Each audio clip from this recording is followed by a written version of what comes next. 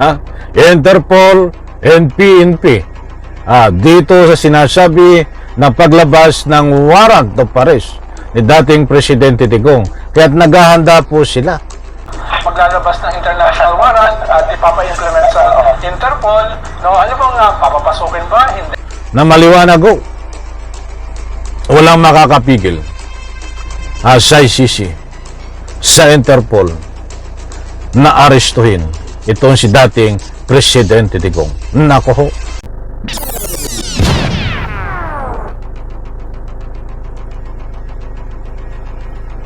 Alright, welcome back to my YouTube channel. I'm Andy's Vlog. Nako, eto. Marami nag-aabang dito. Latest update tungkol dito sa paglabas ng warrant of arrest galing sa ICC. Laban dito ho sa dating Presidente Digong. Nako po, ay eto na. Ito na po ang hinihintay ng taong bayan. Itong mapusasan, kunin ng ICC, itong si Digong. At siyempre, kasama dito si Bato. Mga mahal kong taga-subaybay, wag ko kayong alis. Bibigyan ko po kayo ng latest update tungkol dito sa paglabas ng warrant of arrest ng ICC. Kapag may pagkakataon kayo, ay panoorin ang full video na ito at nang sa ganon, lubos po nating maunawaan. Nako ho, ay handang-handa na ang Interpol, Police, anumang ahensya ng ating gobyerno upang tumulong dito sa Interpol sa matiwasay at mapayapa na pag-aresto dito ho kay dating Presidente Digong. At kailan naman ho lalabas ang warrant of arrest? Ito ang matindi. Ito na, mga kaibigan, bahagi ko po sa inyo. Mainit-init pa itong arrangement na ito sa paglabas ho ng warrant of arrest ng ICC. Inaanyayahan ko po kayo, panoorin, pakinggan, at nang sa ganon, lubos po nating maunawaan. Ito. We're still serving. Baka merong influence ang ating existing policy on whether they will talk or not. Ano bang status ngayon ng position ng government vis-a-vis the ICC? Dahil more than a month ago, sabi ni Justice Secretary Remulla na open silang papasukin through the Interpol kung sakali mag-i-issue ng international warrant. Well, yung statement naman ni President Bongbong several months ago ay yun dati pa rin, no? Coordination with ICC. So, ano ba talaga, what gives? Ano ba talaga yung magiging status kung halimbawa next month maglalabas ng international warrant at ipapa-implement sa Interpol, no? Ano bang papapasukin ba? Hindi, no? Dahil minsan confusing yung messaging Maliwanag po mga kaibigan. Ito pong tinatanong diyan sumalang sa interview na nagbigay ng latest update ay sa paglabas ng warrant of arrest at kung ano ang stand ng ating pamahalaan sa pangunguna ng ating Pangulo Bongbong Marcos ay dito ho matutuklasan. Ito pong magsisiwalat na ito at magbibigay ng latest update ay itong ating Solicitor General Maynard Guevara. Panoorin po natin. Maliwanag naman ho. Mga kaibigan, dito pa lang sa entrada. Ay nabanggit. By October. Posible by October ay lumabas ang warrant of arrest. Batayon ho.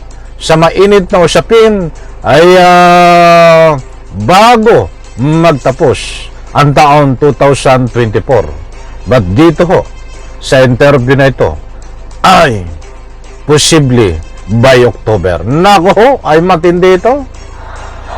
Papacheck as far as I know, walang change doon sa position na binitiwan ng Presidente many months ago. And in fact, he has repeated yung statement na yun over and over to the effect that the Philippines has no legal no? Dahil nga nag-disengage na tayo from the ICC way back in 2019. So maliwanag po mga kaibigan. Dahil before ay may binitawan ng ating DOJ Secretary, Boying Remulla, na hindi harangan ng Interpol sa pagpasok ng Interpol, ICC sa ating bansa upang arestuhin itong dating Presidente Digong. Yan din ang binitawan ho ng ating Solicitor General Guevara, itong nagsasalita ho na malaya ang ICC na makapasok sa ating Republika ng Pilipinas, at kung sakali lumabas ang warrant of arrest ay malaya din ho na arestuhin itong dating Presidente Digong dahil membro tayo. Ang ating Republika ng Pilipinas ay may sagrado na kasunduan between Interpol, kaya't hindi pwedeng pigilan, walang makakapigil sa pag-aresto ho pag lumabas ang warrant of arrest dito ho sa dating Presidente Digong, according dito ho sa ibinahagi ko sa inyo na mainit-init pa latest update dito ho sa paglabas ng warrant of arrest galing sa ICC. Yung sa Interpol, well, ang sinasabi ng DOJ dyan ay we are a part of the Interpol network and we have to, kumaga, parang consider our obligations also to the Interpol. Pero syempre, the Interpol, as we all know, is a network, no? It's an international network. Wala naman siyang sarili niyang puwersa, no? Yung parang composite police force, no? To implement anything. Kaya mangyayari dyan, in my opinion, they will have to coordinate with their national counterpart. Maliwanag ho. Interpol and PNP.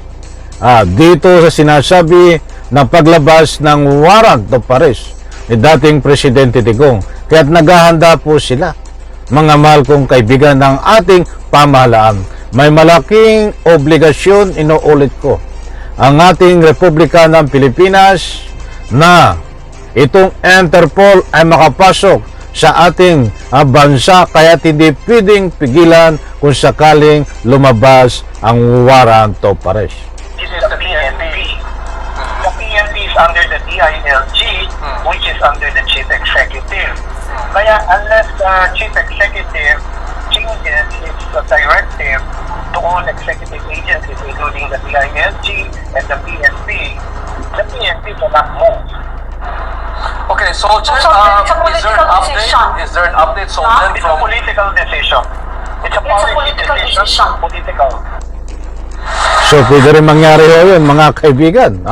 It's a political decision. Pumapasok ho din yun. Yung nakadepende pa din sa ating gobyerno. Dahil kung ang stand dito ng ating Pangulong Bongbong Marcos, may sinasabi nga niya na walang jurisdiction ang ating ang ICC na pumasok sa ating country. But membro ho tayo ng Interpol, yan ang gusto ipunto dito sa tinatawag na isiniwalat, tinalakay, pinaliwanag ni Solicitor General Guevara. Kaya wala hong makakahadlang, walang makakapigil dito ho sa pag-aresto sa dating Presidente Digong. Ay doon sa mga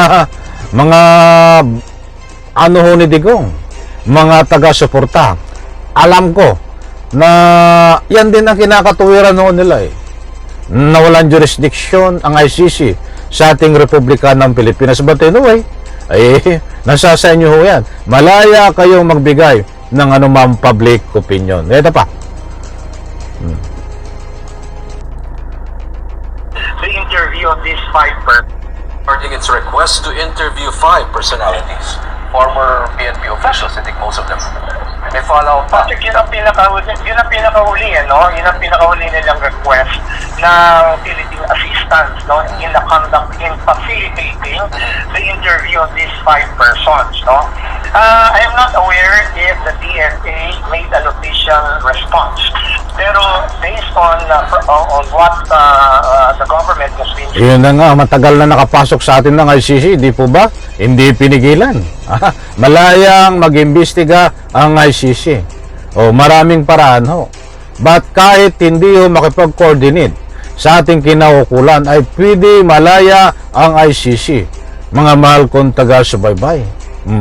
But dito sa puntong ito, Interpol, kapulisan, ay maliwanag ho dito, ay magtutulungan. Nagsanib persya, Interpol at kapulisan, o ano pa mang ahensya, kung sakaling lumabas ang warrant of arrest nito ho, dating Presidente Digong.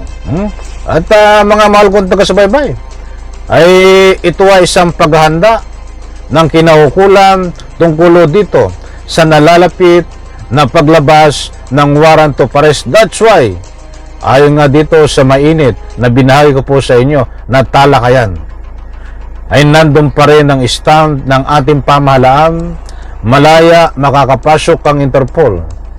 At ngayon ho, ay isinuwalat dito na tutulong ang ating kapulisan sa Interpol dahil ang Interpol ay walang ganon sapat na bilang na aaresto dito po sa dating Presidente Digong kung sakaling humingi ng tulong ang Interpol. Hindi po tayo nagpapakalat ng pictures according dito ho sa ating tinatalakay. Mukhang it's a real statement nung sinabi na ng Presidente na we are not under any legal duty to lend a hand sa inyo. Ako naman, on my part, sinabi ko na while we maintain that position na we're not under any legal duty to cooperate, wala naman makakapigil doon sa prosecutor ng ICC to conduct this investigation. Because he can do it abroad, he can do it by email, he can do it by phone conversation. That's entirely possible. And we cannot prevent him from conducting or performing his mandate. Provided, of course, na yung mga persons na gusto niya kausapin agree to the interview. Okay, it sounds like, Soljan, it sounds like Maliwanag ho. Walang makakapigil sa ICC at paglabas ng warrant of arrest. Mga mahal kong taga-subaybay. Eto pa. parang your response to the ICC or the message that's being sent across to the ICC is bahala kayo kung gusto niyo intervene, parang ganon. That is correct. Basta pumapayag yung gusto nyong interviewin. Kung gusto magbigay ng info ng gusto nyong interviewin. Mga private persons naman yung iba dyan, wala kaming, hindi namin mautusan yan na huwag kayo sumagot, huwag kayo makipag-cooperate. Pero yung mga nasa government na who are still serving, baka merong influence ang ating existing. Nako, yari ka Digong. Nandiyan na ang ICC. Huwag kang magtatago. Policy on whether they will talk or not. Ano bang status ngayon ng position ng government vis-a-vis the ICC? Nako, yan na ho ang sinasabi ko. Eto na. Mga mahal kong taga-subaybay, eto na. Ang paghahanda ng ating pamahalaan tungkol dito sa paglabas ng warrant of arrest ng ICC laban ho kay Digong. Mga mahal kong taga-subaybay. So abangan po natin ito. Maliwanag naman ho na nandiyan ho tayo nagbatay sa latest update na ibinigay ho ng ating Solicitor General Maynard Guevara na maliwanag ho walang makakapigil sa ICC, sa Interpol na arestuhin itong si dating Presidente Digong. Nako ho, baka ikaw ay magtago na, dating Presidente Digong. Huhukayin ka ni General Torre. Ay wala na pala dyan si General Torre, nalipat sa ibang pwesto, mataas na pwesto. Congratulations General Torre. mabuhay ka po. Maraming salamat, kinulang tayo sa oras. Pagpalain po tayo lahat, sabay-sabay po nating i-like ang video na ito. Bye-bye. Palakpakan.